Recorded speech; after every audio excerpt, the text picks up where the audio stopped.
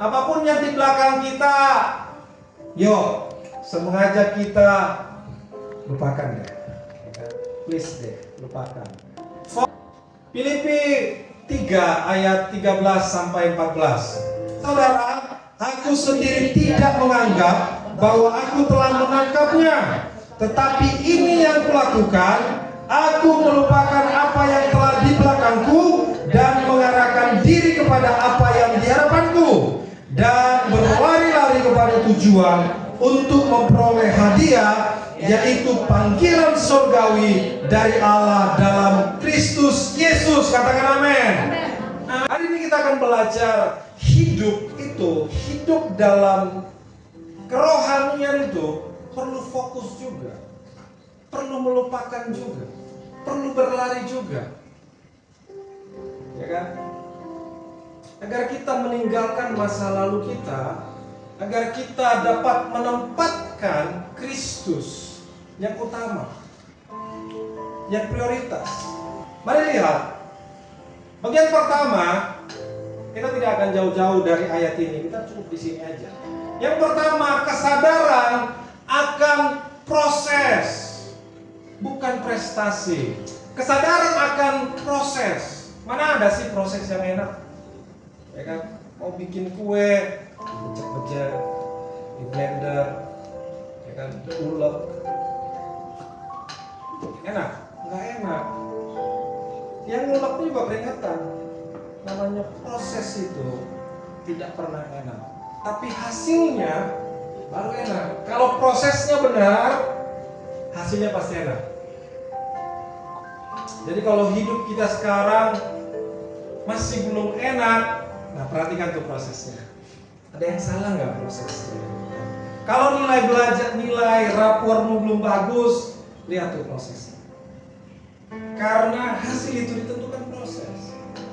Tadi bisa ujuk-ujuk, alakadabra, simsalabim, tak bisa, ya kan? Biar encer otaknya minum perjamuan, minum minyak urapan, terlalu encer ntar ngeblank semuanya, saking encernya. Nggak bisa, harus ada proses. Amin. Ya kan?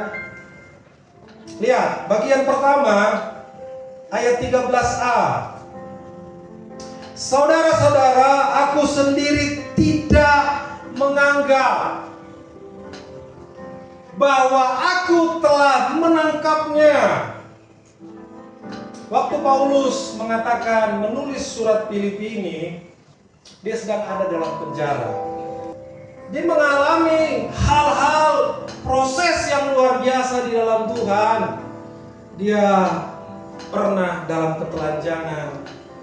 Pernah, ada kita yang pernah sampai nggak punya pakaian, gitu? Nggak pernah ya?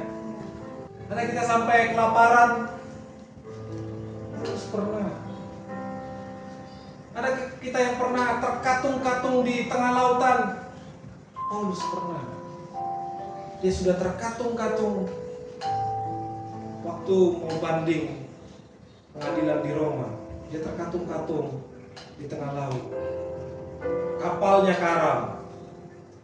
karam, mereka tetap selamat sampai di bibir pantai. Sampai di bibir pantai, digigit ular lagi, ya kan? Kurang apes apa? Kurang diproses apa? Tapi Paulus berkata dia adalah seorang rasul yang sangat besar, yang menulis kitab terbanyak dalam Perjanjian Baru. Paulus berkata dari dalam penjara, dia berkata, saudara-saudara, aku sendiri tidak menganggap bahwa aku telah menangkapnya. Menangkap dalam kata Ibrani dikatakan kata lambano, artinya secara total atau menyelesaikan secara utuh. Paulus saja dengan penuh kerendahan hati, dia berkata, aku belum menangkap, aku belum utuh melakukan kehendak Tuhan. Ya kan? Karena dia sadar apa yang dia lakukan, apa yang dia jalani itu adalah proses, bukan prestasi. Itu proses. Kalau engkau hari ini bisa jadi WL yang bagus, bukan prestasi, tapi itu proses. Kalau kita hari ini dipercayakan sesuatu hal, itu bukan prestasi, tapi itu proses. Kalau itu prestasi, akan stuck kita di sana. Oh, kalau pengalaman prestasi itu nggak boleh dilupakan. Memang betul, jangan dilupakan, tapi jangan sampai terperangkap di sana. Jangan sampai kita berpuas diri dengan prestasi di masa lampau. Kalau kita berpuas diri dengan prestasi di masa lampau, kalau dalam rohani kita akan sombong. Oh, ini bahaya sekali. Kalau udah sombong rohani, nggak bisa ditegur. Kalau kita sombong rohani, kalau ditegur main pianonya, ya kan, saya contoh ya Fit ya, contoh. Main pianonya kurang lembut, sakit hati. Emang kamu bisa? Ya, lu yang main. Kan nggak mau ditegur. Kok banyak gak enak tapi langsung lambat. Saya telat langsung ke depan.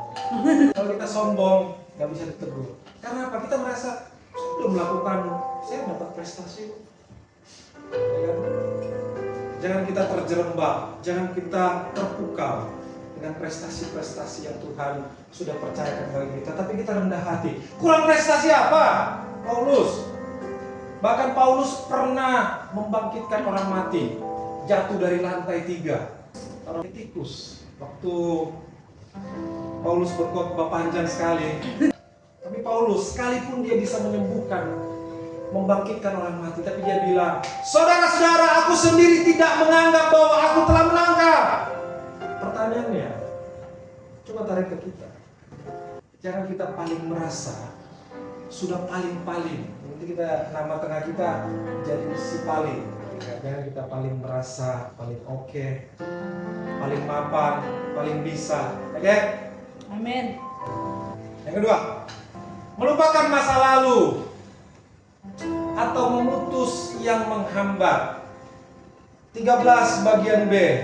Lihat, ketika kita punya kerendahan hati, kalau kita sombong, tadi saya udah bilang, nggak akan ada yang kita lakukan. Toh kita udah merasa cukup, toh kita udah merasa hebat, dan ya kan? Lu udah paling keren, suara lu udah paling bagus, lu nggak pernah pitch-nya salah, ya kan? Nggak pernah salah nada, nggak pernah salah kunci, nggak pernah salah ketukan drum, ya kan? Udah paling oke lah, si paling oke. Tapi kalau kita rendah hati, kita bisa masuk ke step yang berikutnya ini.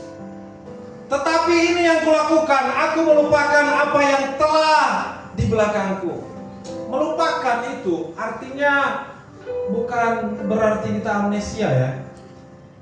Bukan berarti pikun, bukan berarti lupa ingatan, bukan berarti datang ke laboratorium dihapus itu, di-delete memori yang bukan. Tapi melupakan itu artinya apa? Tidak mau masa lalu itu mengintervensi masa sekarang kita, terlebih masa depan kita. Saya ulangi sekali lagi. Melupakan itu artinya menolak, membiarkan masa lalu mengendalikan masa kini dan masa depan. Amin. Ingatan itu ada. Masih ingat lah, pasti ingat. Siapa dulu yang jahilin? Ingat kok, ingat. Siapa dulu yang suka pelit, ya kan? Ingat. Siapa dulu yang suka iseng? Ingat. Tapi jangan sampai memori itu mengintervensi kita untuk sukacita, untuk melangkah, untuk melakukan apapun, ya kan?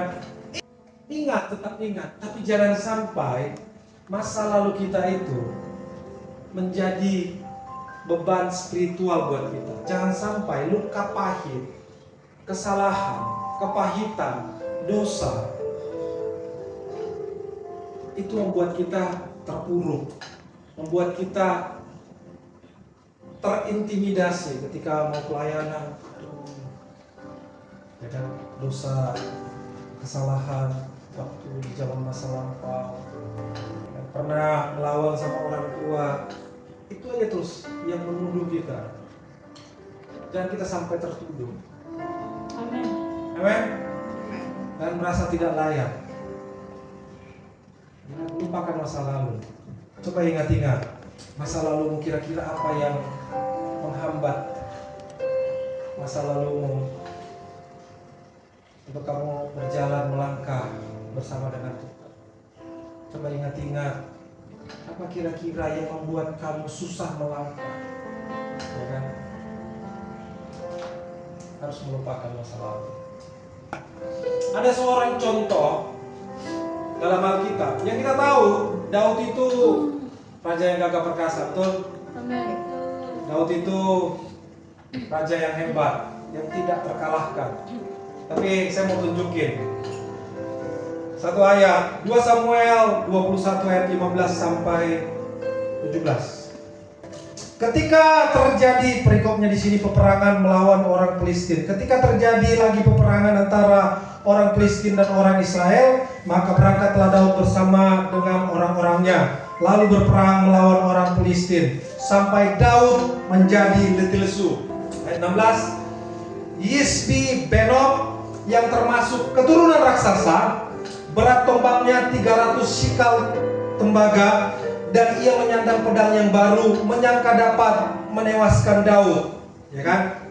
Tetapi Abisai anak Jeyura datang menolong Daud dan merobohkan dan membunuh orang Filistin itu. Pada waktu itu orang-orang Daud memohon dengan sangat kepadanya, kata mereka, jangan lagi engkau maju berperang bersama-sama dengan kami, supaya keturunan Israel jangan punah bersama-sama dengan engkau.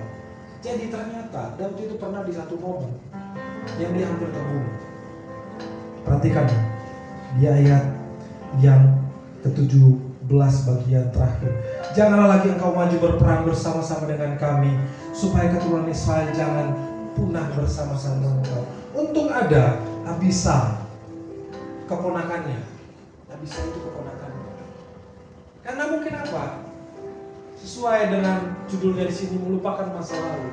Daud mengingat, saya sebelum raja aja saya kalahkan Goliat, ya kan? Apalagi ini Goliat aja yang terkenal,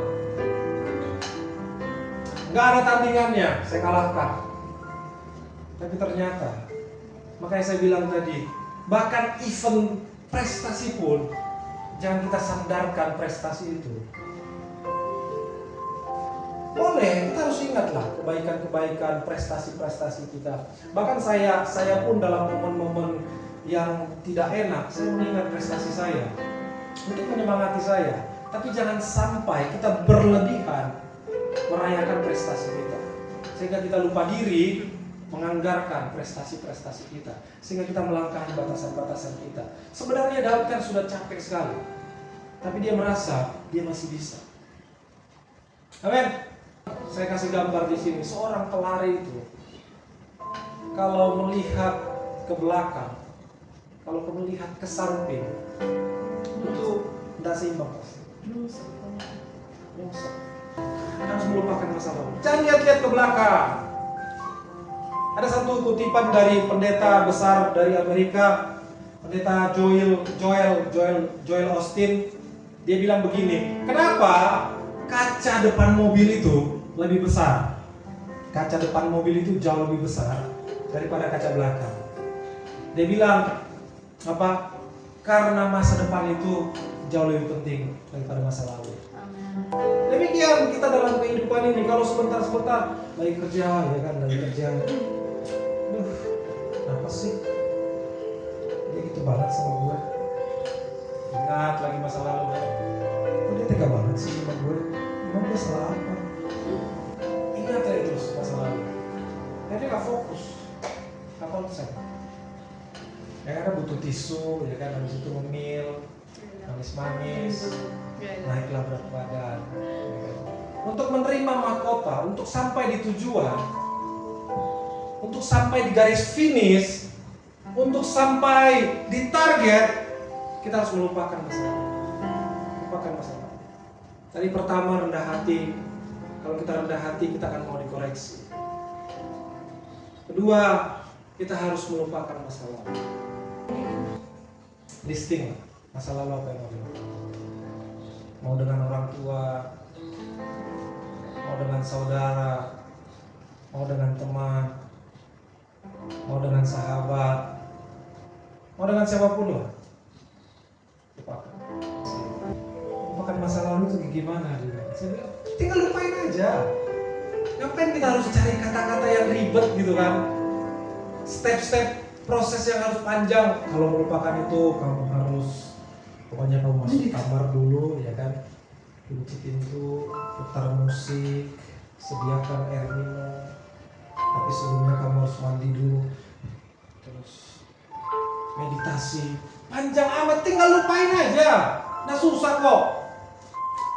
Kadang-kadang kita ini, manusia ini mau dicari kata-kata yang kayak motivasi ya kan?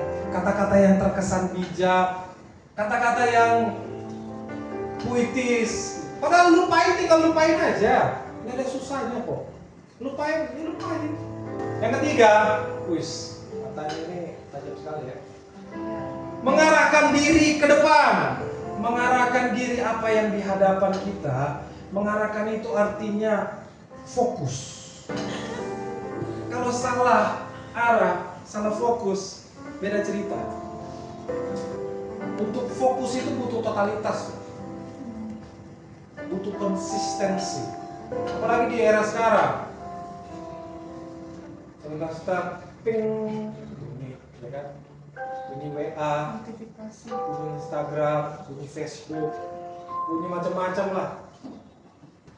Kita butuh fokus. Kalau kita mau fokus dengan Tuhan, kita khususkan waktu itu. Fokus. Dalam pekerjaan juga begitu. Apa yang Tuhan percayakan hari-hari ini, fokus, kerjakan dengan sungguh-sungguh. Fokus. Kalau engkau belajar, fokus belajar. Tidak usah aneh-aneh. Fokus belajar. Kalau mahasiswa, fokus. Asah bidang keahlianmu, asah disiplin ilmu. Kalau kau mau kuliah jurusan apa, fokus di sana. Jangan, kayaknya okean ini nih. Itu aja terus. Pas lihat lagi yang viral, kayaknya okean ini nih. Kayaknya enggak ini nih. Udahlah, pindah-pindah kampus saja ntar tuh. Pindah kampus, nggak ada yang lulus akhirnya. Fokus. Amen.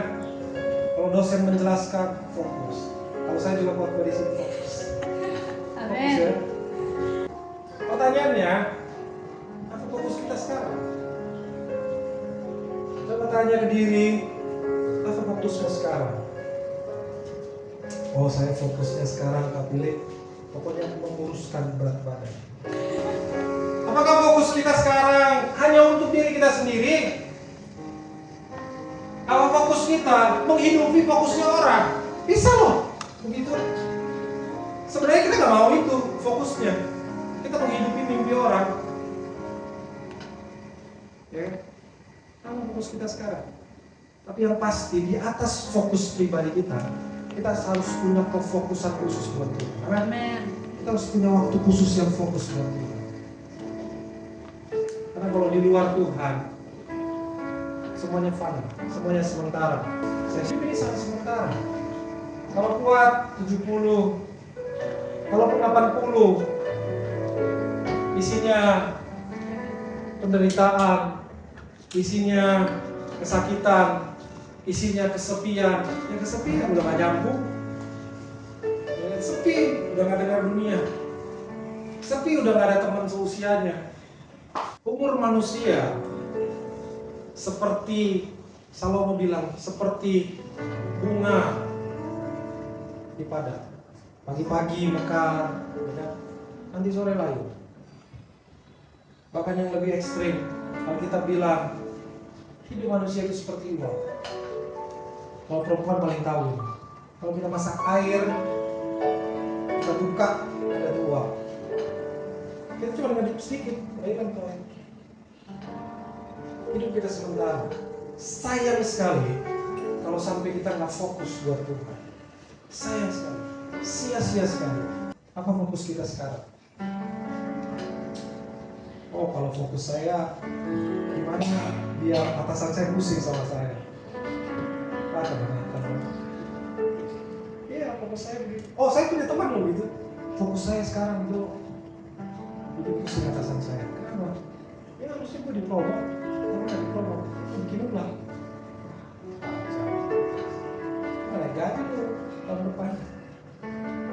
fokus kita harus yang benar. Ya kan? Fokus kita harus yang benar. Tapi di atas dari itu, untuk fokus itu perlu disiplin. Karena era sekarang, aduh, distraksinya luar biasa. Ya, setiap kita punya distraction sendiri. Tapi bagaimana kita manage? Bagaimana kita bisa atur? Bagaimana kita kontrol? Orang bijak itu bukan menyalahkan masalah, bukan mempermasalahkan masalah, tapi gimana masalah itu harus tunduk sama kita. Tuhan bilang kuasa yang ada pada kita lebih besar daripada kuasa yang ada dalam dunia. Kita dikasih Tuhan segala kemampuan, segala kecerdasan Tuhan berkasih. Amin. Fokus ya. Amin. Berlari menuju tujuan. Panggilan yang tertinggi, Filipi 3 ayat 14. Dan berlari-lari kepada tujuan untuk memperoleh hadiah, yaitu panggilan surgawi dari Allah dalam Kristus Yesus. Amin.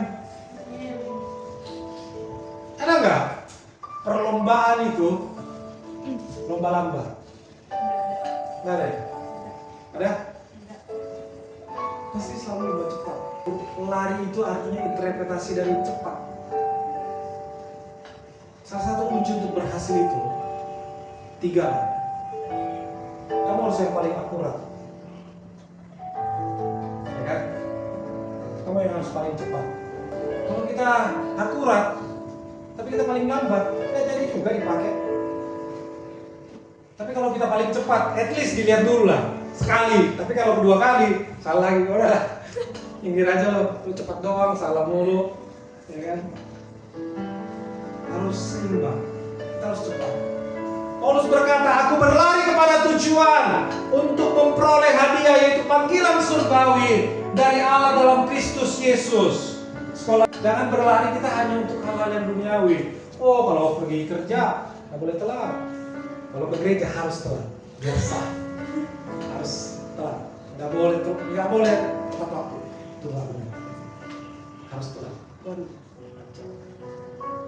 Bahkan dalam firman, kalau datang pada Tuhan dalam pelatannya lagi memberkati dia, harus berlari, bersemangat.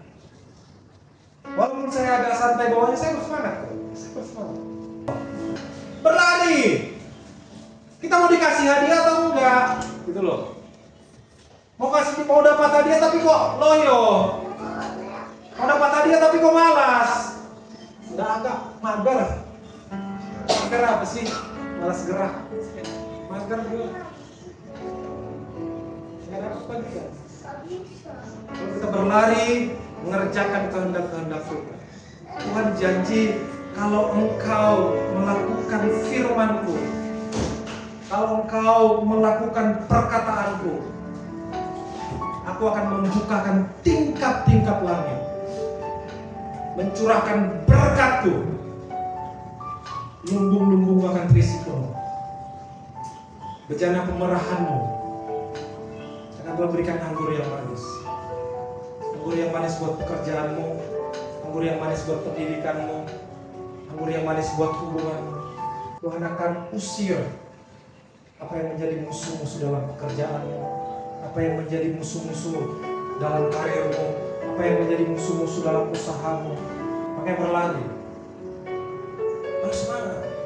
Kalau saya ingat sekali kalau Barack Obama dulu, kalau dia giliran dia mau speech gitu, mau ngomong, dia pasti loncat tuh. Nggak akan pernah dia jalan begini. Saya juga kalau saya dipanggil saya biasanya lari, agak semangat.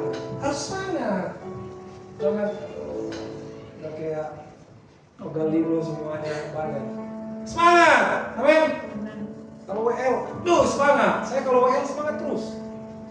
Kalau suruh latihan jam 5 lah, jangan telat. Amin. Berlari pada tujuan. Tujuan kita apa sih? Saya udah bilang tadi. Tujuan kita adalah surga yang kekal. Ini hanya sementara. Jangan sampai kita fokus sekali niat sekali, konsisten sekali mengerjakan hal-hal yang sementara ini. Oh, kalau disuruh untuk hal-hal yang dunia, ya kan, wah, kalau ada kompetisi, wih, makan juga skip itu. Karena enggak, serius, cari kan. Tapi kalau hal-hal yang lain, hal-hal yang rohani, entar aja. Mau singkat, entar aja. Mau bantu, entar aja semua.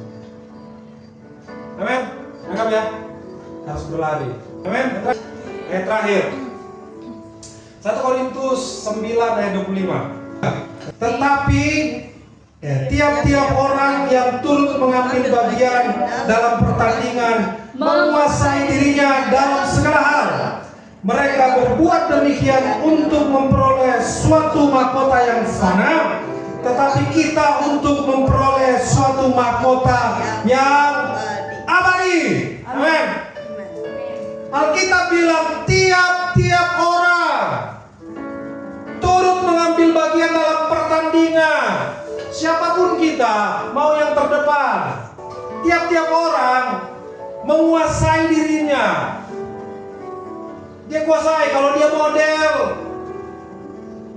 dietnya ketat itu, ketat sekali, ya kan? Kalau tinggi badannya kurang, ditarik tuh badannya biar melar.